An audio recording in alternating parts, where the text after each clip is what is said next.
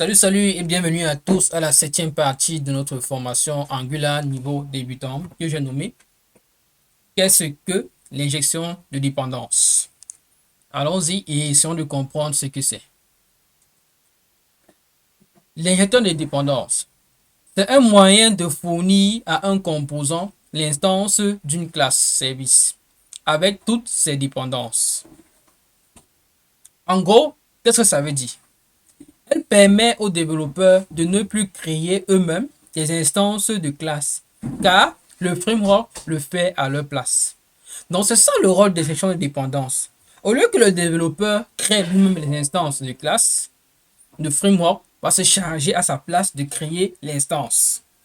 Ainsi, Angular crée l'instance d'une classe une seule fois au démarrage du composant grâce à la notation d'injecteur.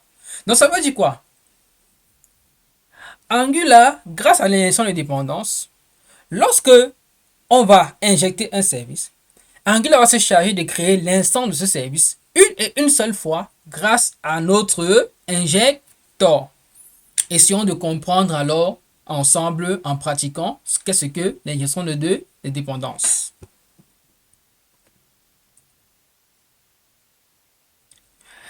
Nous allons venir toujours sur notre TP la dernière fois où nous avons travaillé avec les services, où nous avons essayé de comprendre les services. Vous avez vu la dernière fois, qu'est-ce qui s'est passé? Nous avons créé notre classe service avec ng, avec la commande ng generate service my service. Nous avons donc créé notre service qui est une classe. Et nous avons créé à l'intérieur de notre service deux méthodes. Une méthode qui va nous retourner une liste de people et une méthode qui va nous retourner la somme de deux nombres. Maintenant, pour pouvoir utiliser ce service au niveau du composant, qu'est-ce que nous avons fait? Nous, qui sommes les développeurs, nous avons créé une instance de la classe MyService, que nous avons nommé MyService, avec New MyService. D'accord?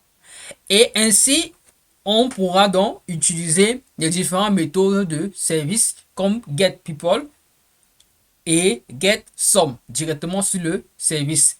Là, ce que nous avons fait, c'est quoi? Nous avons instancié la classe service. Mais maintenant, s'il y en a autant de services, ça veut dire qu'on va créer autant d'instances. Or, Angular nous aide donc avec l'injection de dépendance.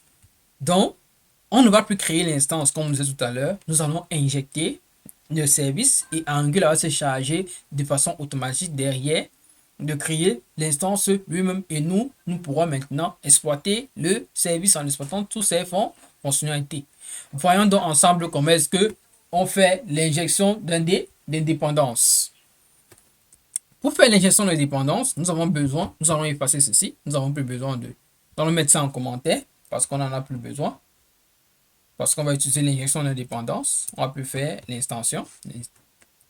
On va donc utiliser l'injection d'indépendance grâce à l'injection de dépendance.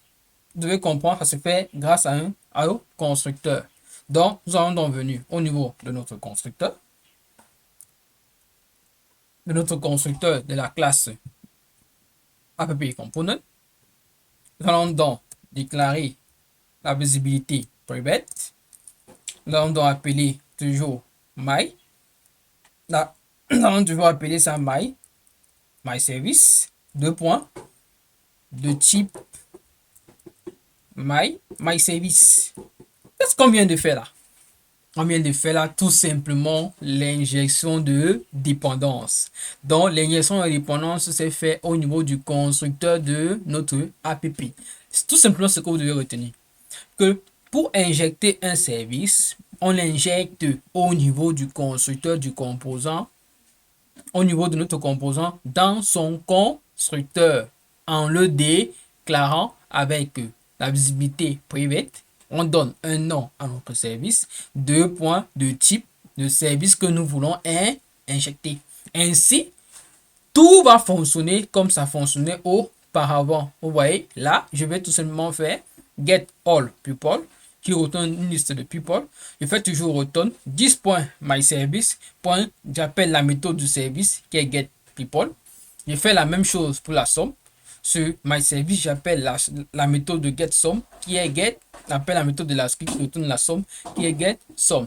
Ainsi, si nous allons regarder au niveau de notre navigateur, tout fonctionne comme avant. Mais la différence, c'est que on a pu utiliser l'instance, on a pu utiliser l'injection. L'injection, qu'est-ce qui se passe? Ce n'est l'injection qui se passe. Angular refait exactement ce que nous avons fait en créant l'instance. Mais c'est Angular qui le fait à notre place et ça se fait une seule fois. D'accord? Aussi simple que ça. Voilà donc ce qu'on appelle donc injection de dépendance. Je peux vous dire donc merci de m'avoir suivi et à très bientôt à la prochaine vidéo. Ciao!